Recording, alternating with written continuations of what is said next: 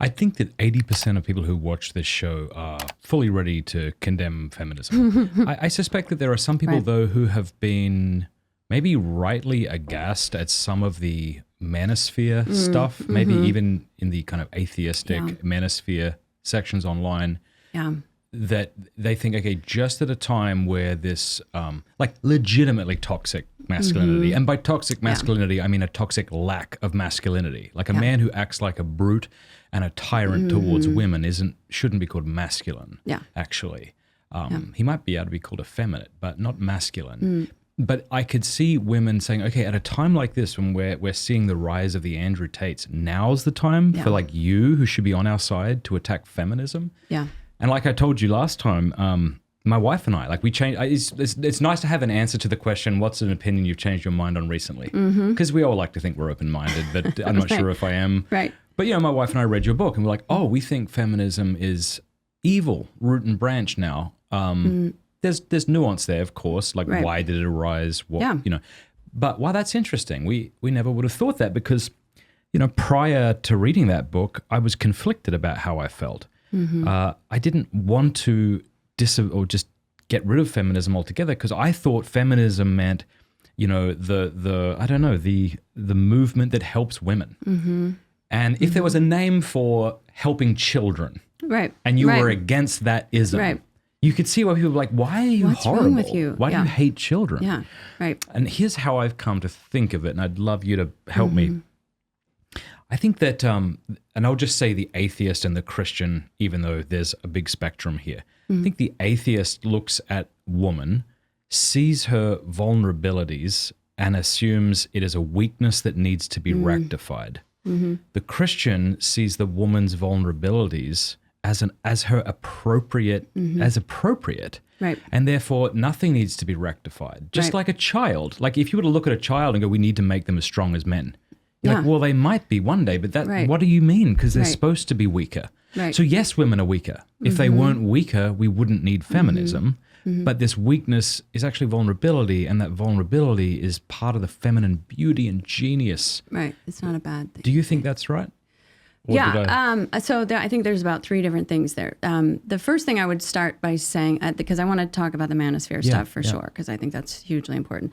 The feminism, I think, a very simple definition is feminism is about separating women from husbands and children so that they can be independent. And that, you know, if you look back at what Mary Wollstonecraft was writing, that's one of her points was, we don't know what womanhood looks like because they've always been busy with these husbands and children. Like that's what they've been occupied with. We don't even know what they can do. And, you know, 100 years later, you've got this woman named Emma Goldman who says the exact same thing. You know, in the early 1910s, she was this Russian immigrant. She says the exact same thing. So, and the fascinating piece that is actually not well connected in my book because it didn't really jump out at me all that well initially, was that most of the suffragette women were all also involved in the abolition movement, which obviously we know slavery was a bad thing. And I think, you know, I'm not in any way endorsing slavery. But what's fascinating is that they viewed the family as a kind of slavery, that women were enslaved to their husbands. They couldn't like separate out, okay, one is a really abhorrent practice that's just gone on for so long and needs to end. The other is the basic cell of civilization and the place in which people grow and flourish. And they didn't have, you know, like we have now, we have 50 years of seeing this, what a disaster that whole experiment has been of, you know, the methodology, the methods with which they've used to promote feminism. We just didn't know, you know, they didn't know how bad it was. They still had this belief that if we could have this all-female society, it would go well. You know, the woman that wrote Wonder Woman, the concept for that, she wrote there's a woman in the early 1910s that wrote a book called Her Land that was all about this, how, you know, civilization would just be so amazing without men. So the fundamental idea, you know, this is the problem, is feminism is morphed. It's, you know, it's a shapeshifter. It can kind of take on whatever it wants. Even just the Barbie film was amazing to watch because it's just repackaged in something pink, which, of course, you know, the feminism I grew up with would be, you know, what are you talking about?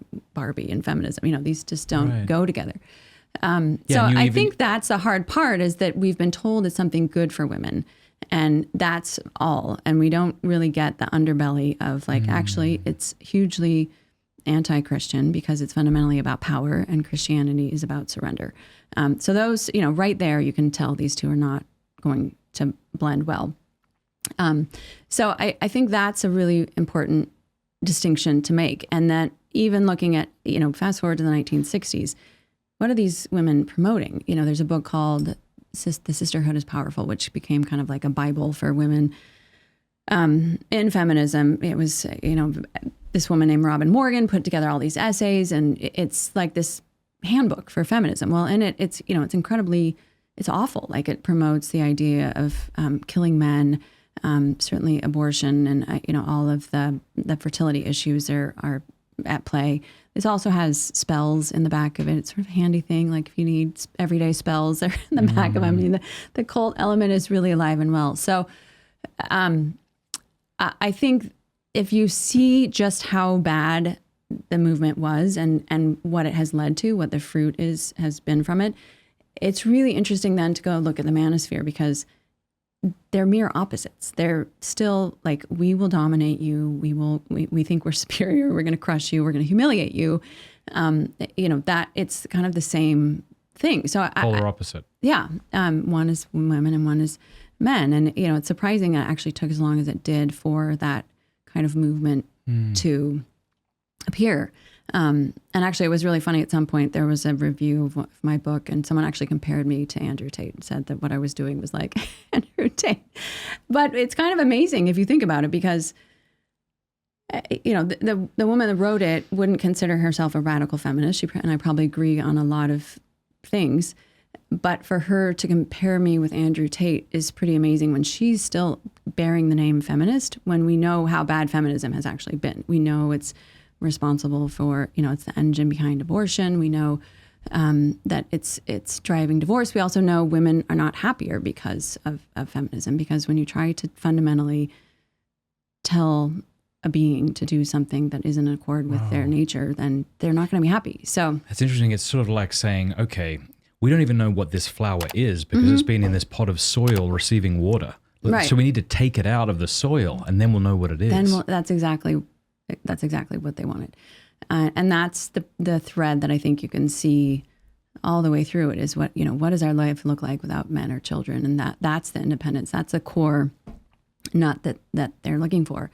And it's just echoing throughout. And it's gotten to the point too where, I'm amazed. It's now a very socially acceptable answer to say, well, we're not going to have children because we're just too selfish. People have gotten to that stage where they can actually say that. I think is really striking to me, and shows just how far that idea of independence and your life is going to be a lot better without children and all of that. So in any event, I think it's going to take a while for people to really start understanding that feminism hasn't been good for women, and by and large because we've just been told our whole lives that it's good for women. It's just sort of goes without saying. The media has been promoting this. Elite women have been promoting this. It's all that women really hear. And so there's a few of us. Confident woman. Yeah. All of that. I'm empowered. So anyway, I see the two as the opposite sides of the coin. Hey, thank you so much for watching. Before you go, do us a favor, leave a comment, let us know what you thought of the video, like, and subscribe.